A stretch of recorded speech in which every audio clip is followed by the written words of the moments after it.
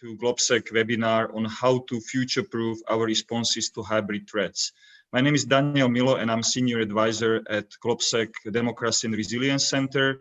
And I'm really pleased that today I'll have the honor to moderate an excellent panel composed of three, what I would call leading experts in the field of countering and analyzing hybrid threats.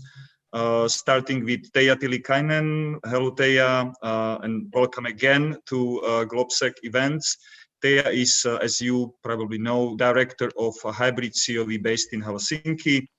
And she will hopefully be speaking about how hybrid COV is analyzing and what issues and what threats looming beyond the horizon are identified. We have Mark Galeotti. Hello, Mark, who has recently also become a Senior Associate Fellow at GLOBSEC, but Mark is Director of Mayak Intelligence and has a long and I would say distinguished career as a Russia expert. Mark, you've been repeatedly to Moscow, you've been following events happening in Russia, and I'm sure that you have a wealth of experience of sharing your insight and knowledge on what the other state actors, but also maybe non-state actors have at their disposal and what perhaps we should be bracing for. And last, but definitely not least, we have Nicolas Tenzer. Welcome, Nicolas. It's great to have you with us. Nicolas is one of the leading experts in France on information influence, on corruption. And I have to say also recently, Nicolas, you've become a target of a SLAP lawsuit initiated by RT because of your two tweets. And right at this very start of the webinar, I'd like to invite the participants and attendees of this event to consider supporting Nicolas in his fight against RT, because obviously he would have to fight the RT in court, which requires some funding. So please check Nicolas's blog. You can see the address in the comment section. I will post it there. And if you'd like to support Nicolas by subscribing to his excellent analysis, please do so. Thank you, Mark. Thank you, Dave. The main topic of today's session obviously is how to come out from the reactive mode and how to start looking beyond the horizon. Because it seems to me that quite often our responses are based on analysis of past behavior, and we fail to understand and to comprehend the looming new threats which are beyond the horizon or are just upcoming, and how to create policy responses, how to create structures, how to create processes that would defend us from future potential threats. Because otherwise, I believe we would be stuck in a responsive mode, just still one step behind our adversaries. And therefore, perhaps I'd like to start with you, Mark. You just recently published a white paper on which was just yesterday released on our website, where you try to address three different topics which are related to today's discussion. But I very much like the way you put it. We need to win, as you call it, imaginary race. So, Mark, what is the imaginary race, and why do you think we are losing it currently? Well, I think we have to realize, thank you very much, I'm delighted to be here. We have to realize the extent to which the struggle against the methods that we call hybrid war cannot be ended, at least not so long as we have antagonists, whether on a state or even substantial non-state level.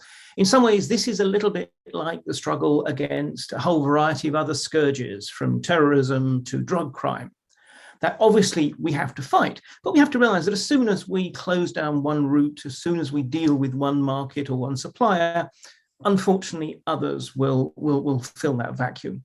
So this is why it's a constant iterative process. And I was reminded of this when I was looking at some particular examples of Russian propaganda that were cropping up in Central and Southeastern Europe.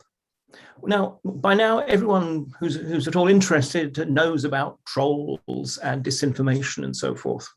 But what's quite interesting about these particular examples of disinformation is instead of just simply being Russian editorializing, they were presenting themselves as actually representing a view that was being spread in Britain.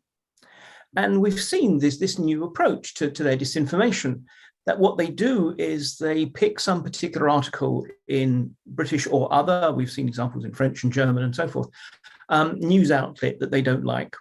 And that's when the trolls get busy commenting on these news articles and saying how terrible it is, and in fact that the Russians are wonderful and whatever else. And then what happens is that becomes the basis for a news article that the Russians or various Russian proxies develop.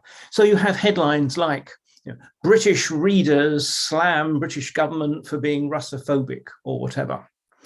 And in part, that precisely reflects an attempt to adapt, that now people are looking for something that looks a little bit more authentic. Because in fact, the comments that they are citing do exist in the comments page to the respective articles.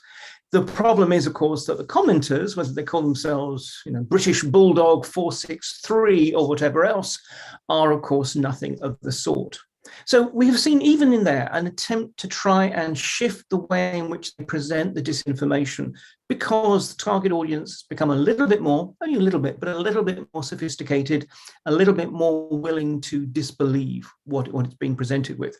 So I think that this is it's a small example, but it's a small example of the way that there is this constant struggle. And to that end, if we want to get ahead of this rather than constantly being reacting, the first key point that I want to make, and I'll put this very briefly because, as you say, this is all drilled down much more deeply in the white paper, is about knowing our weaknesses before our enemies do. Now, our antagonists are constantly looking for our weak spots, the areas in which our official rhetoric might differ from our actions, the areas in which actually there are points which different constituencies and communities within our own country can be attacked in order to persuade them of some alternative narrative. So that requires all kinds of things, but above all, we have to be much more, I think, honest with ourselves. We have a tendency, precisely because we feel attacked, is to feel that therefore our best defense is to be confident and to claim that we are very happy with ourselves. Well, that works up to a point, but I think we need to be much, much more willing to acknowledge our failures. However much, particularly our political leaderships, don't really like doing that, because that's a vulnerability. We need to find all kinds of other ways of trying to identify these weaknesses before they get exploited. And sometimes that will mean sort of familiar but still underused tactics like red teaming, actually having sort of our own people sort of playing the role of antagonist and trying to be imaginative and resourceful and sneaky and finding ways. But it also means we have to acknowledge the extent to which our critics are in many ways our best resource. There is a tendency to try and shut down those voices which are expressing, within our own communities, are expressing alternative perspectives. Well, we mustn't do that. It doesn't necessarily mean to say that they're right, but their views will give us some sense of what the potential lines of attack for our antagonists are. So without necessarily validating our critics, we need not to try and shut them down, not to ignore them, but to instead to use them almost as canaries in the coal mine, our first sort of warning signs where problems may arise. Now, what do we do once we've identified those weaknesses? Well, again, a key conceptual thing, and this is very much about how we think about hybrid war, is to realize, and for many this is already established, but I think there's still a long way to go, that non-military defense is every bit as important as military defense. And this means going beyond resilience. Resilience is one of these buzzwords, and it's a very, very important factor. But resilience is about how you pick yourself up after you have been attacked. And I think all of us would rather try and deter or prevent or block attacks before they happen, rather than just being able to weather them more effectively. And so again, I think that means we need to be serious, and that serious obviously means money. It means resources and political will. behind a whole variety of other forms of defense, ranging from the police to anti-corruption agencies to obviously counterintelligence services. And there, for example, it's worth noting there is a huge disparity in how proportionate the spending is on intelligence, security, and counterintelligence in non-military terms between Western countries. And that might on one level look like just an individual country's business. But remember, within alliance systems, alliances are as secure as their weakest link. There's a lot of controversy over whether or not the 2% of GDP figure that, for example, NATO, I say requires, expects of its members to be spent on defense is actually the right measure, and whether it really, GDP is the right way of assessing it or whatever. But the point is, it establishes a principle that there is some kind of common baseline that all members of an alliance ought to be spending on defense so that you don't have freeloaders. Well, we might want to think about whether, for example, the European Union or some other body ought to be thinking in a similar way of establishing certain minimum expectations of its members in terms of counterintelligence, because that is, for me, a particularly concerning area of vulnerability. We expect our allies to be able to share intelligence and so forth. So we need to be aware that this is serious, that even if you might say we still need to prepare for a conceivable risk of Russian forces rolling through the Suwalki Gap or the need for out-of-area deployments, military terms, that actually non-military security is in many ways the primary, I would suggest, threat to the West at the moment. And finally, again, this point about being imaginative, we have to realize that at the moment, obviously, we're especially concerned about Russia and China, with Iran as a sort of a subsidiary one. But these are only some of the antagonists, and particularly as other countries feel dissatisfied with the status quo or look for other ways of undermining the people who they think are their enemies or threats to them, we will have other antagonists we face in the future. And sometimes this will be unpredictable ones, because a lot of these hybrid instruments are actually very, very cheap asymmetric tools.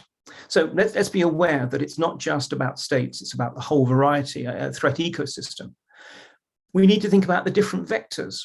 In Russia's case, for example, we have both state operations and also what one could almost think of as entrepreneurs of subversion. A whole variety of non-state actors, oligarchs and whatever, and minigarchs even, who are involved in this not because the Kremlin has told them to do so, but because either they have business interests at stake or because they feel that by carrying out these actions, they will acquire the favor of the Kremlin. And the favor of the Kremlin is really the true currency of Russia. It's not the ruble. So again, we'll have to realize that there's a whole variety of different actors which will bubble up. It'll be today, maybe it'll be facilitators, lawyers and such like in our own system. Tomorrow, maybe it's going to be foreign media companies, but it will constantly change. And that'll also mean different vectors, different methods constantly being used. But the imagination should also be about how we respond. If we're going to try and deter these kind of actions, which is after all crucial, we need to be thinking about deterrence by denial. In other words, making sure that we look pretty strong and it's not worth trying to deal with us. But we should also be looking at what are the sanctions, and I mean that in the broadest sense, at our disposal. And can we be more imaginative about how, in effect, we bring pain to bear on those who are attacking us? Because again, if we're too predictable, if we are too mechanical in our responses, then frankly, our antagonists will, as they do today, game plan out the likely outcomes and decide, well, what are they willing to accept? We need them to not be able to know precisely what the direct and exact form of our response will be, so that uncertainty will deter them from acting. I could go on, but I will stop at that point, having briefly outlined why I think this is an imagination race, just as we once had an arms race. I think these were excellent points to kick out the discussion, but if I were just to summarize one particular point, which I find really interesting, is to go beyond the resilience, because resilience seems to me has become a buzzword these days, both at the level of EU and NATO when we speak of hybrid threats, but your ideas of how to actually use the deterrence much more to prevent even the actors to try to attack us, I think is a very crucial element that we should keep in mind while developing policy responses or structures countering hybrid threats. Now, let me turn over to Teija Tilikainen, Director of Hybrid COV. Teija, I'm sure that you've been really busy last couple of months grappling with all kinds of consequences from the pandemic and the ways how different actors, state and non-state, have been using this kind of unique golden opportunity for them to put wedges into our societies and to create more distrust and chaos.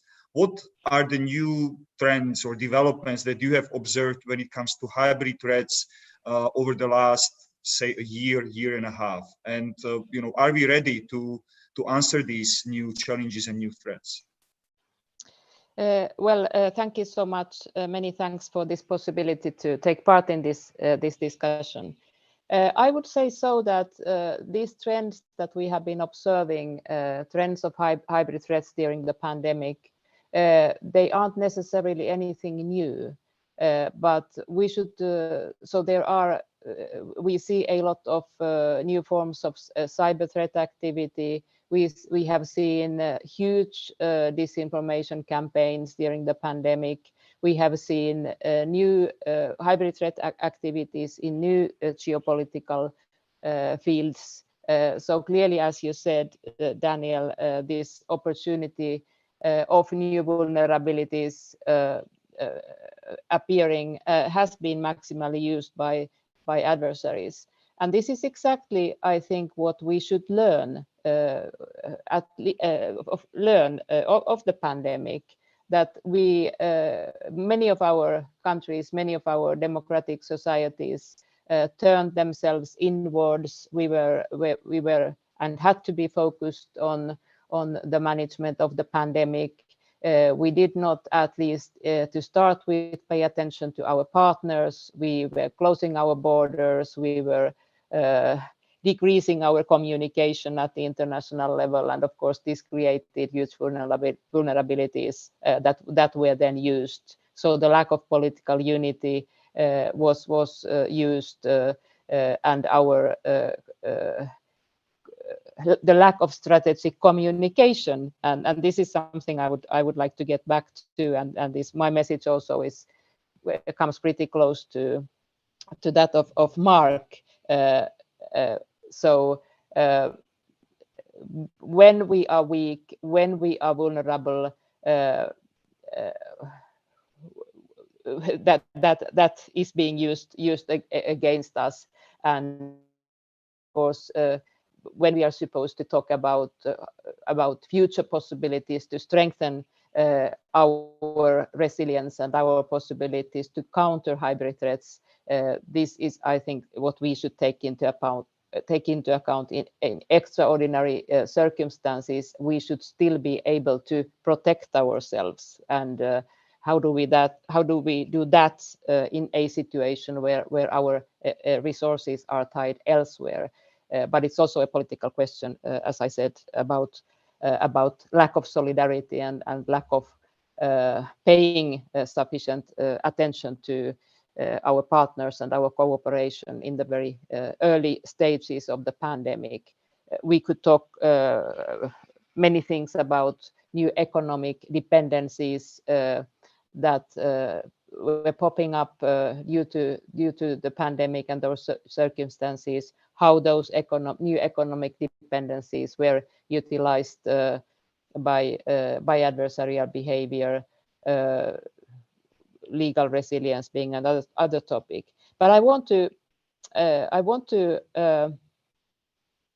think about the future and about the topic of the panel, about how to move on and how we should look towards the future. And I would say 3 words: communication, communication, and communication, because this is as also Mark pointed out, I think the West simply is too reactive. This is an environment where we find new things happening all the time, and we have to react. We come one step after, and and our behavior is reactive.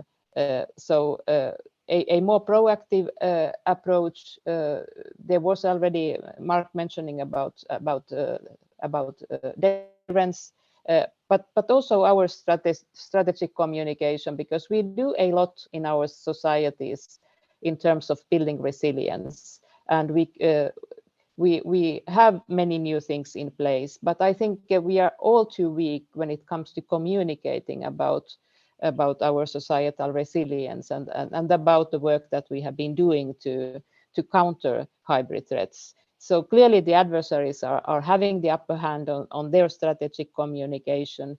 That could be clearly seen during the pandemic, in the struggle between authoritarian democratic systems. We were on the defensive. Our democratic model was very much on the defensive. We were labeled as inefficient. There was seen to be a lack of trust prevailing in our societies between civil society and the political leadership. So we had to defend.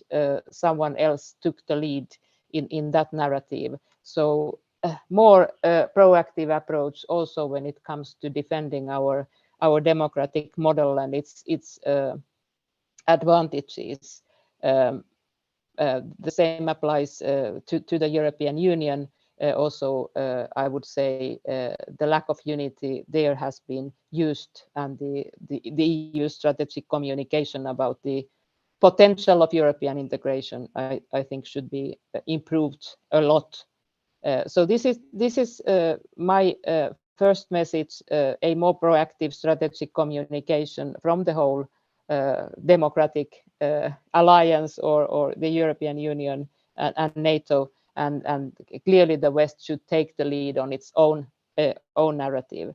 Very briefly, a couple of words about how to demonstrate solidarity, because this also, if we talk about the pandemic, I was sad to see that many things were taking place at the expense of our solidarity. We can argue afterwards that it had to be so in those exceptional circumstances, but also I think we lost a lot in terms of our cooperation and solidarity being a key instrument in countering hybrid threats. So we should fast be able to strengthen that part. And finally, resilience. Yes, that's the cornerstone here. It's not the only thing, as Mark said, but it is the cornerstone of our instruments when it comes to countering hybrid threats. We should be very careful with all the different domains of resilience building, the psychological one, as well as the legislative, political, economic, all of these fields, and not only build resilience, but also communicate about that work, because that is clearly a strength in my view. With these initial thoughts, I would like to start this discussion. Thank you so much. Maybe one follow-up question, Thea, since you mentioned that perhaps we should get out of this reactive mode. So what would be like one measure, you being the director of hybrid COV and meeting with all the governments, what would be the one measure that would get us from this reactive mode where, as you rightly said, are always one step behind our adversaries? Already the very fact that we would be able to communicate about our assets and about our toolbox much better. So we have a toolbox, and that's a very valuable thing. We have been doing a lot during the past few years, but I think because communication is a part of our deterrence toolbox, and to be able to communicate about those resilience resources that we are having is an important part of this also. That's what I would like to say. Of course, we are in the process of creating also the other elements in our deterrence toolbox at the national level, EU level, also NATO level. So that work should be appreciated as well in this context. It it gives us possibilities to a more proactive approach. Thank you, Teija. And now let me turn over to Nicolas. Well, first, Nicolas, fingers crossed for your lawsuit. I can imagine how difficult it is, to be sued by RT, which is, an extended arm of the Russian government that is being directly funded by Kremlin. And if I'm not mistaken, they are suing you because of your 2 tweets. So, 2 tweets could get you into a lawsuit with RT, which is really a strange situation. And it seems that this pattern of, Kremlin, but perhaps not only Kremlin, where they try to silence their critics, whether these are journalists or analysts or NGOs, is spreading throughout Europe. We know about similar cases in the UK and some other cases also from your home country, from France. So even before we start debating and discussing your paper, Nicolas, please tell us, what is the situation like, and well, how does it feel to be a subject of a SLAPP lawsuit? Well, I will say there are, I think, nicer moments, obviously. And for me, it's not the first time, it's the second time, because I was already sued 2 years ago by a pro-Russian blogger who very coincidentally had exactly the same lawyers on Russia Today.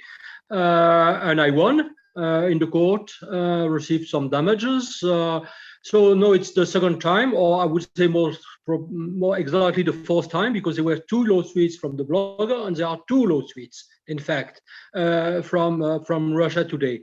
And I think that the true effect of that is that certainly to reinforce my resolve and determination and awareness. Certainly for me, it's not a question of silence, but it's a question of to speak even more louder about those kind of practices. So basically, I'm not alone, because Russia Today has filed lawsuits against many people in France, including some senior civil servants, politicians, think tankers. I cannot expose everything, of course, right now. But what we have to know is that we have also some lawsuits from Russia Today in Germany. You have, of course, the well-known Catherine Bellstone case in the UK. And just recently, there was some attempt also to sue Elliot Higgins and Bellingcat. It was by Prigozhin. And in fact, it was not successful because Prigozhin is under sanctions by the UK. So it didn't work. But you have also some lawsuits by Huawei against French researchers, and because he was talking about the links between Huawei and PLA and the Chinese Communist Party. And you had in the past also some lawsuits brought by Azerbaijan, Turkey, etc. So basically, this kind of slaps are growing, really mushrooming in Europe and in the UK. And I think that's a true concern. And already you had some very concrete recommendations by the Commission of Human Rights of the Council of Europe. You had also the Commissioner Vera Joukova, who just recently put a paper on the table. You had also some recommendations by the European Parliament. And so there is a kind of awareness about this kind of tactics. And I think it's very dangerous, because already you had some journalists in France who told me, they're freelance journalists, they don't have a lot of resources, that they cannot really, I understand them, write about, for instance, Russia Today or the Russian or Kremlin outlets, because for them it will be completely unbearable just to bear the cost of this kind of lawsuits. So really, it's a real attempt to silence all the critics. And of course, for the journalists, civil society organizations, think tankers, not to report on their deeds. That's, I think, that's really the point. And for that, I think we have really to create, and it was the recommendations by the Commission of Human Rights of the Council of Europe, we have to create some funds. We have also to prevent or even to deter this kind of attacks. And we have also, by law, to enact some high fines and compensations for the groups who are filing multiple lawsuits. Really, to harass their critics. There are some very concrete recommendations. And we have also, last but not least on this issue, to create a kind of awareness of the judges, because quite often the judges are not aware about the strategic lawsuits against public participation, the SLAPs. They do not know about it because they are not follow, as we do, for instance, on a daily basis, what Russia or China or the countries or the dictatorships are doing. And I think it's really important to create a common sense about what those states are doing. Yeah, I think this ties very nicely to one of the elements of your paper where you speak of the need of solidarity. And Nicholas, this would be my second question to you. So what is the importance of solidarity and what measures you'd like to see, when it comes to countering hybrid threats and creating what you call a real solidarity? You mentioned some of those measures, maybe creating a fund or raising awareness, but do you feel right now that there is a solidarity, let's say, among different actors that are active in countering hybrid threats when it comes to attacking, one of us? I can also name several such examples from my home country, from Slovakia, where we had similar lawsuits where, a particular lawyers started to sue either journalists or groups of activists just to stop them from speaking publicly about the potential and real links and connections between pro-Russian sources and their Russian backers. So this pattern seems to be spreading throughout Europe, as you very vividly illustrated. So Nicholas, what is the solidarity and how would you like to see this field to develop further? What measures are required? Yeah, I think basically there are two different things. First of all, there is the solidarity, which is just for the government to speak out clearly, and many often do not, about those threats.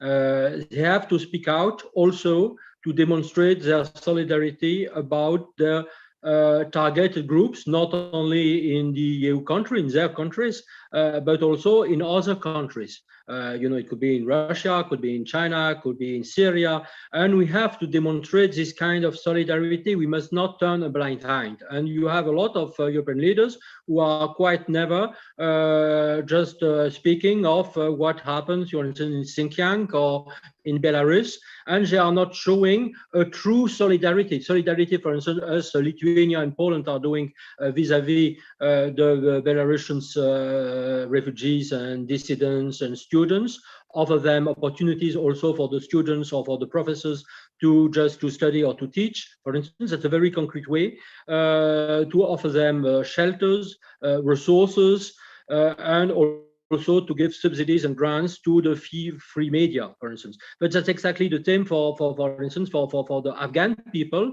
who had to flee from Afghanistan.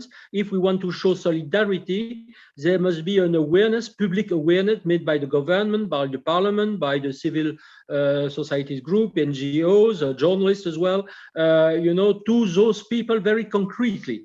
Because if it's only words, empty words, then it doesn't create the kind of feeling of solidarity. I will just give you another example, which is the example of Germany with the famous Wir schaffen das from Angela Merkel, when the criminal regime of Assad, where you just murdering more than 300 or 500 of thousands of people.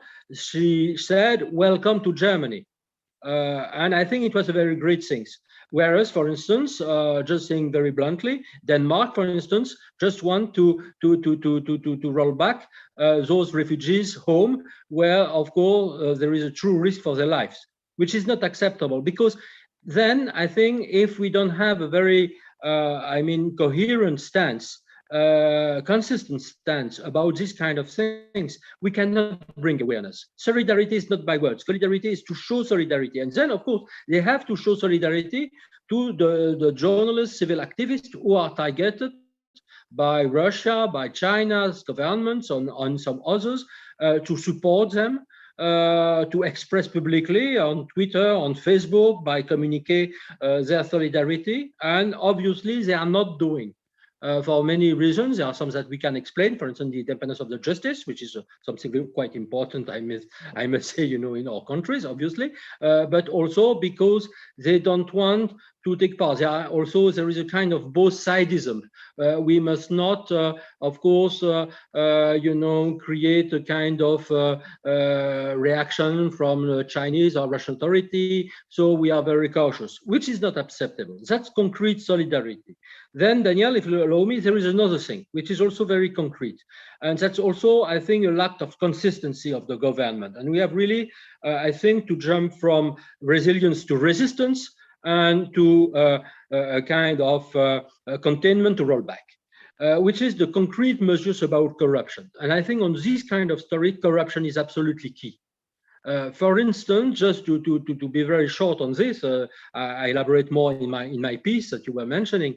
For instance, if you have Germany's Schröder or Austria's Kneissl, or if you have France Fillon or UK's Osborne, who have a role, in very important Russian society, it's completely legal, and it should not.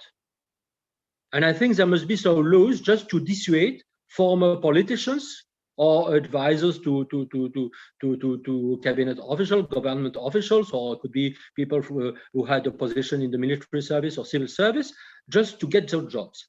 Second example, you have a lot of lobbyists, a lot of consultants working either for Russian or Chinese or Azeris or Turkish companies.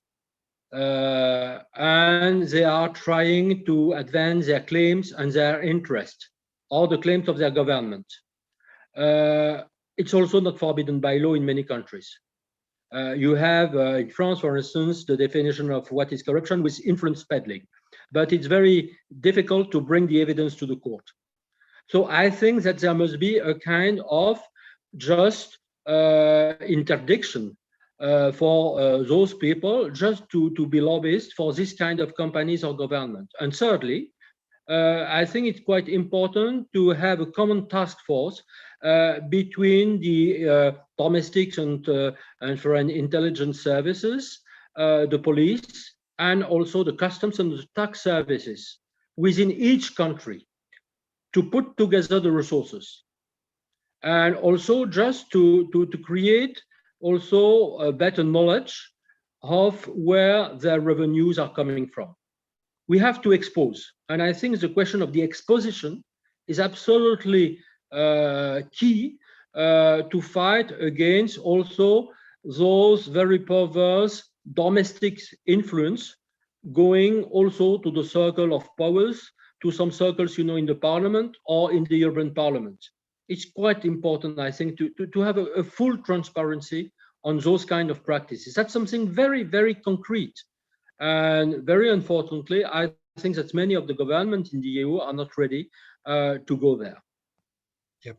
Thank you, Nikos. I think this issue of revolving doors of former governmental officials moving to different positions in state-owned companies is definitely one of the weak spots that also Mark mentioned in his introductory remarks. And now let me turn over to you, Mark. So how do you think our societies and our structures should be made future-proof?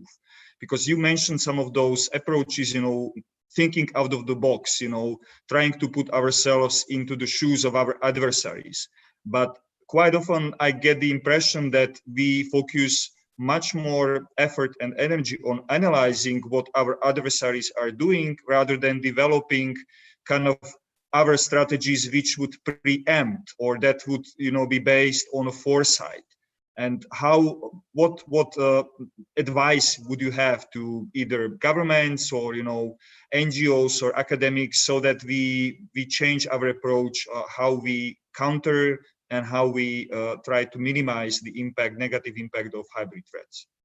Well, in many ways, I think this actually builds on what Nicholas was saying, in that when it comes down to it, those who are trying to exert inappropriate influence or create subversive and disruptive forces within our countries, they do not have magical powers. they cannot control our minds. They cannot create disaffection where none exists. What they do, and what they are very effective in doing, is precisely in amplifying what's already there. So where you have, for example, communities that feel disaffected, that feel that they're not being listened to, that their interests are not being properly looked after within democratic structures, then these are precisely prey to, propaganda and similar. Where you have laws that absolutely get in the way of clear transparency and a clear notion of precisely who is trying to influence us. And in some ways, I mean, yes, we obviously are particularly concerned when it's an antagonistic state, but in some ways, I would be just as concerned to know if someone is actually closely linked to a giant multinational corporation and who is sort of lobbying based on that. But basically, all these kind of things.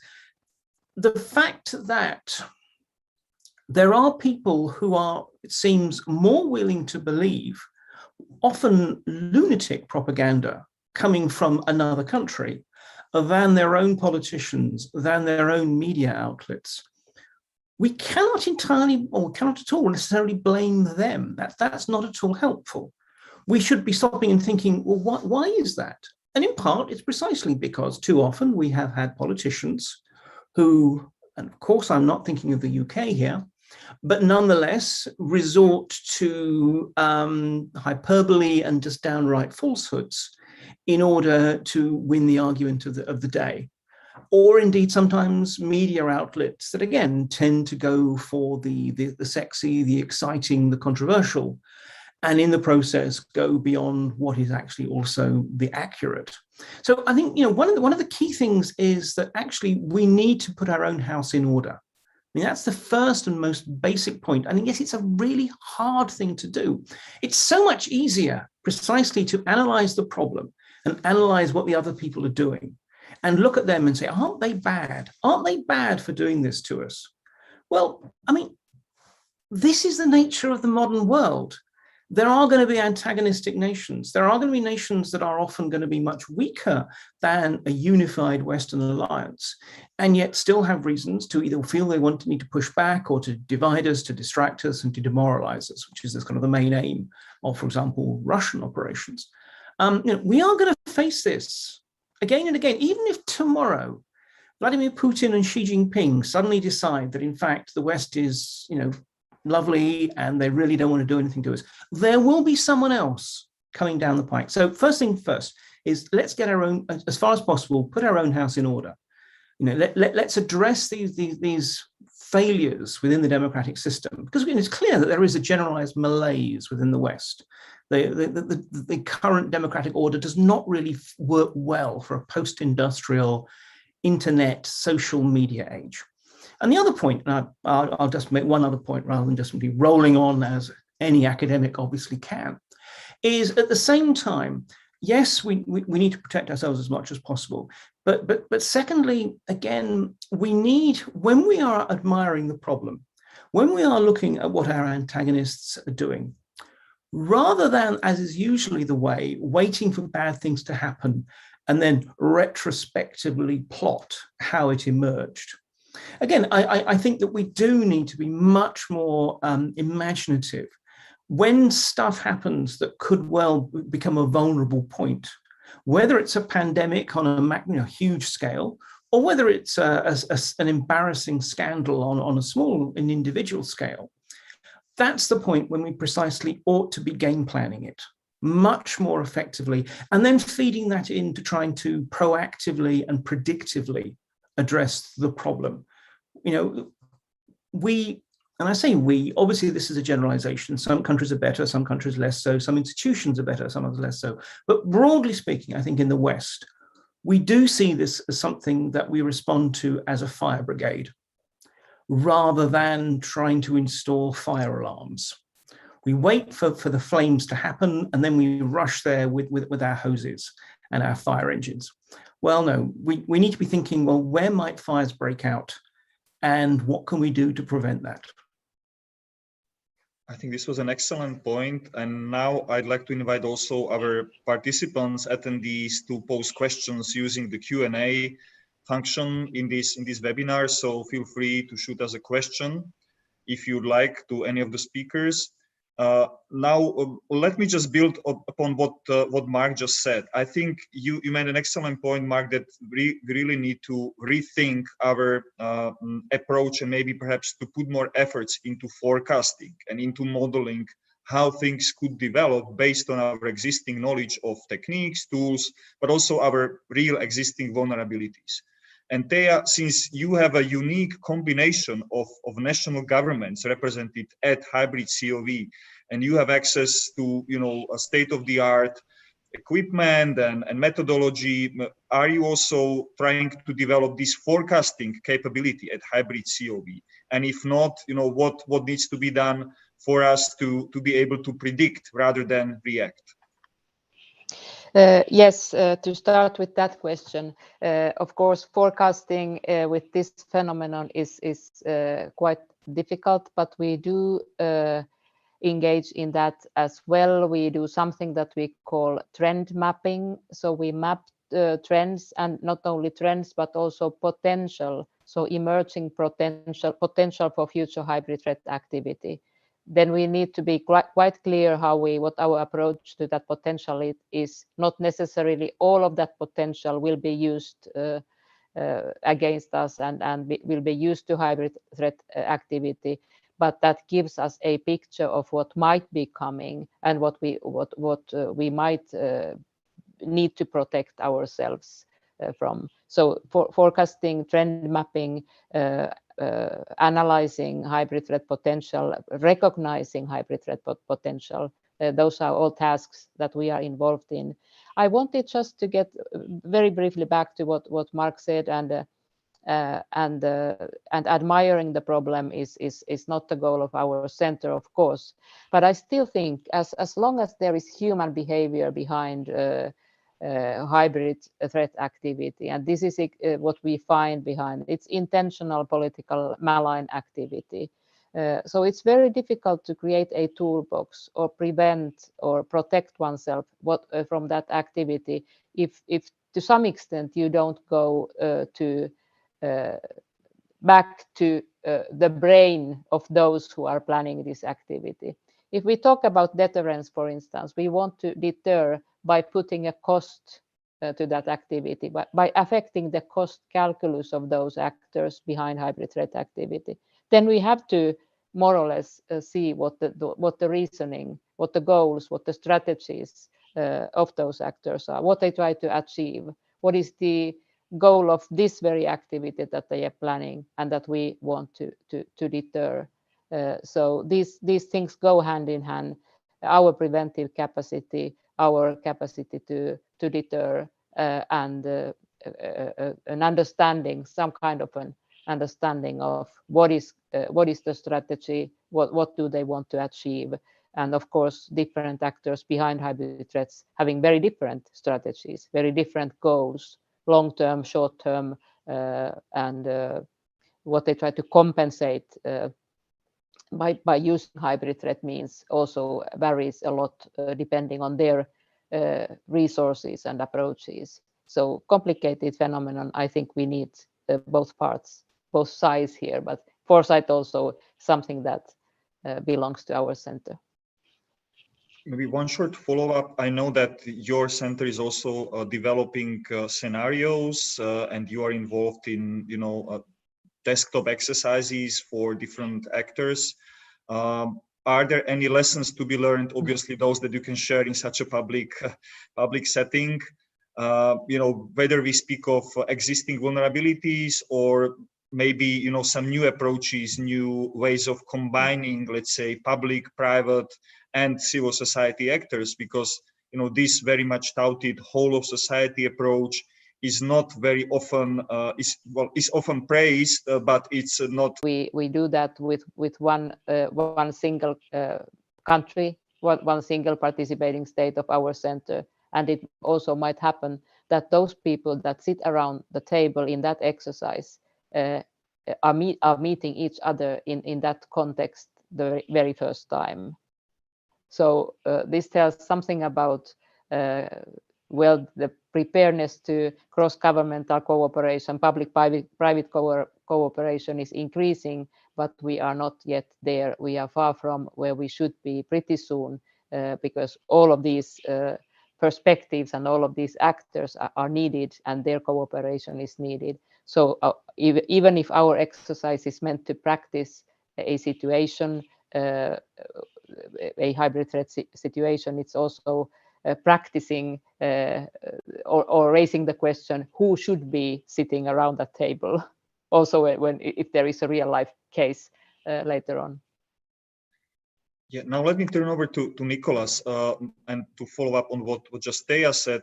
You know, this importance of using all our capabilities, including private actors, civil society.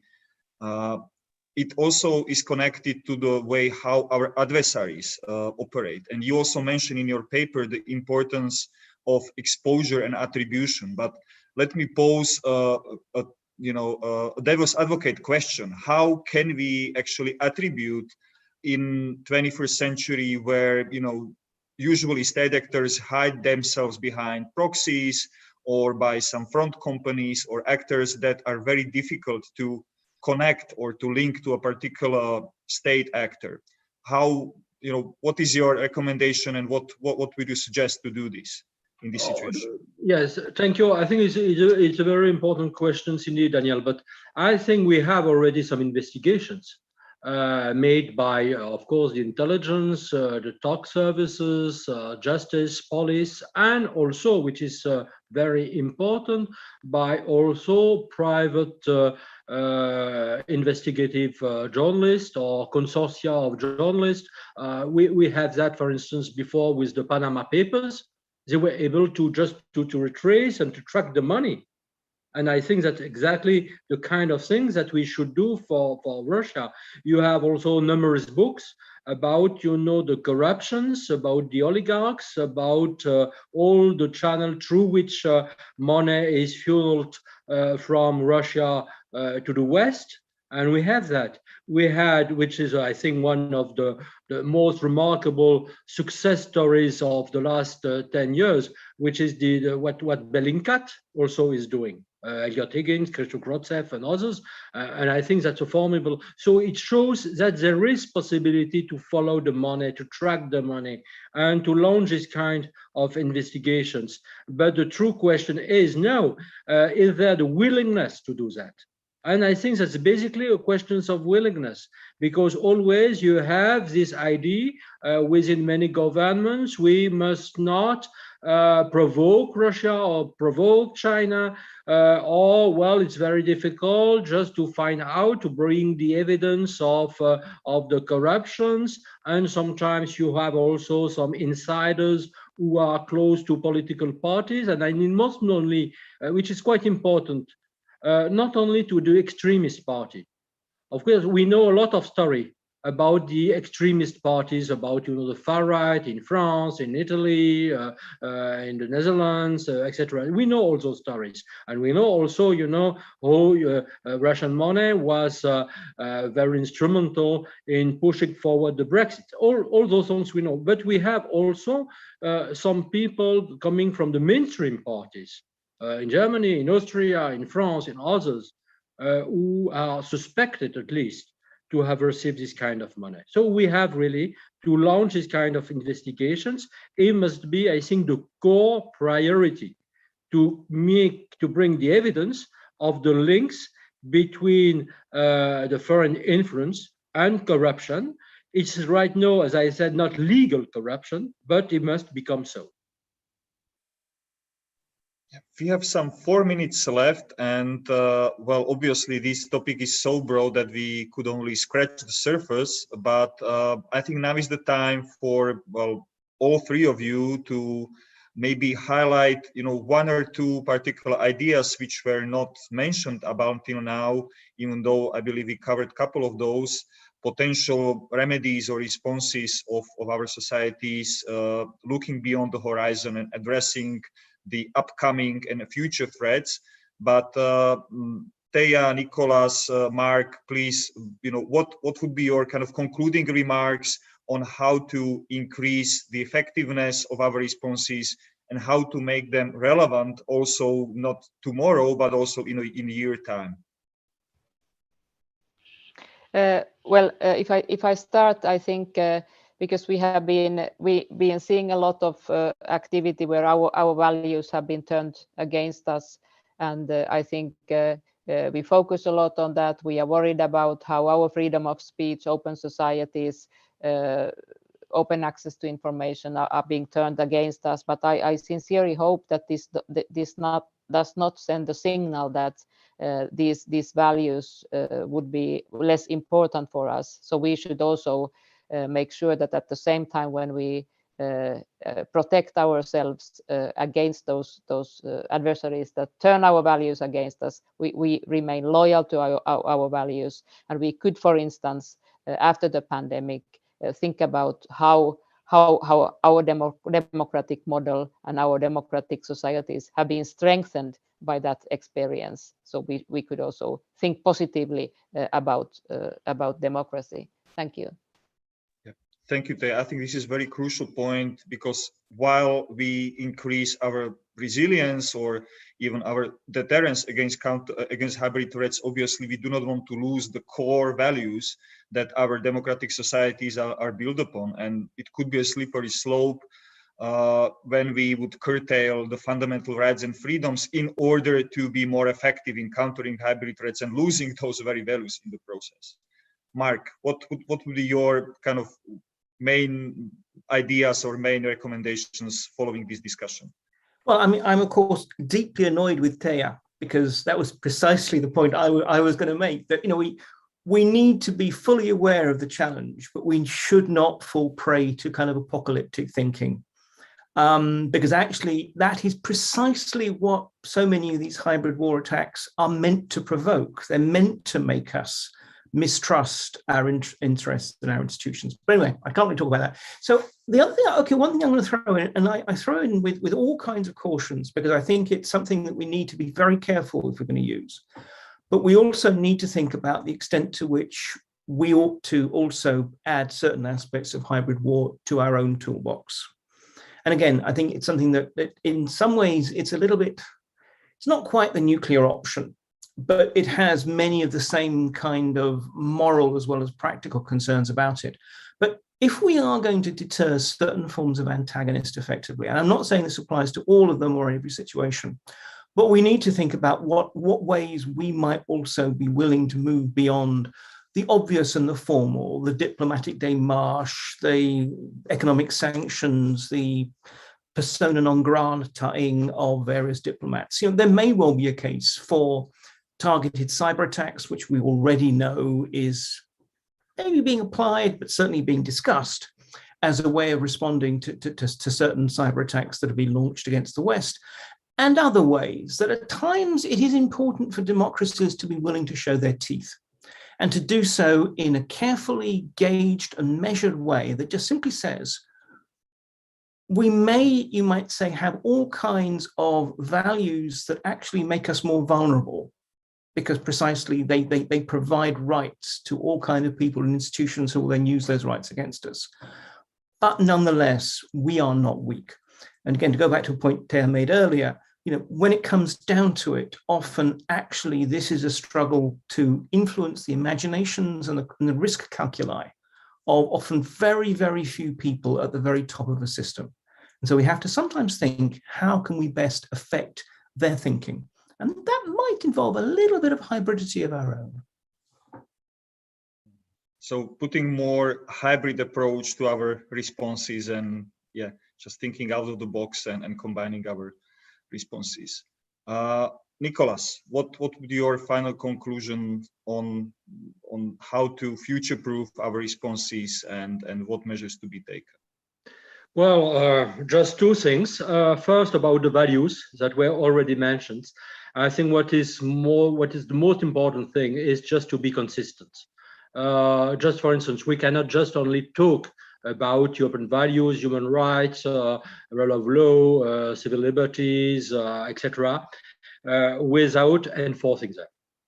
which is very concretely when you have a government saying, okay, we defend liberal values, but on the other hand, we accept to make a deal with Russia or China on trade, on the alleged fight on terrorism and these kind of things. We are not consistent.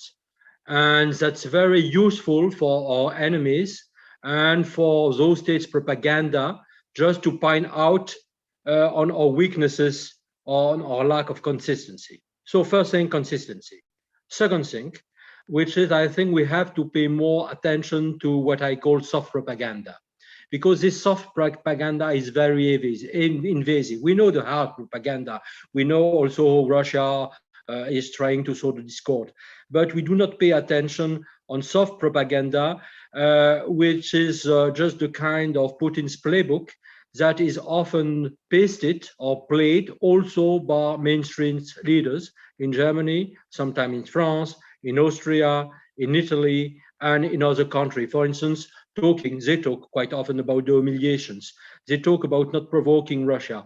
They talk about our own faults, for instance, when we enlarged NATO or the EU. They talk about the very grand history of Russia. They talk about we have to engage with Russia on many, many different things, etc., etc. And I think those kind of narratives are just empowering the dictatorships. And I think we have really to put a great deal of attention to this kind of things. Just taking an example, when, for instance, very inadvertently, my president, Emmanuel Macron, was talking about Europe from Lisbon to Vladivostok. He was just pasting just Alexander Dugin's playbook and an article that Putin himself published in the Süddeutsche Zeitung in 2010. It was completely inadvertent, but I think not voluntary from him. But you see, this kind of narrative just empowered our enemy. And I think we have really to put together the politicians, Ministry of Foreign Affairs, Ministry of Defense, President's or Prime Minister's office, and academics to create a counter narrative. It's not only, I think, for us enough to talk about the liberal values, but we have very to pay attention not to just reproduce or to paste the narratives from Russia's regimes or sometimes Chinese regime as well. Thank you, Nicolas, also for your concluding remarks and for highlighting, this particular aspect. I'm afraid our time is up, but I'm sure we could discuss this very broad and very important issue for another hour at least. But the time is up, and I'd like to thank all three of you for your excellent presentations and your insightful commentary on this very pressing issue, I believe. And I hope that this is not the last time that we gather in this or a different format. Please keep following our website, www.globsec.org, where the two papers where we just discussed also today are published. Links to these papers will be also present on our social media. And well, fingers crossed to our responses to be more future-oriented and more looking beyond the horizon. I think we inspired some new thinking and new out-of-the-box approaches also in today's discussion. Thank you again very much for joining our discussion today, and have a good day.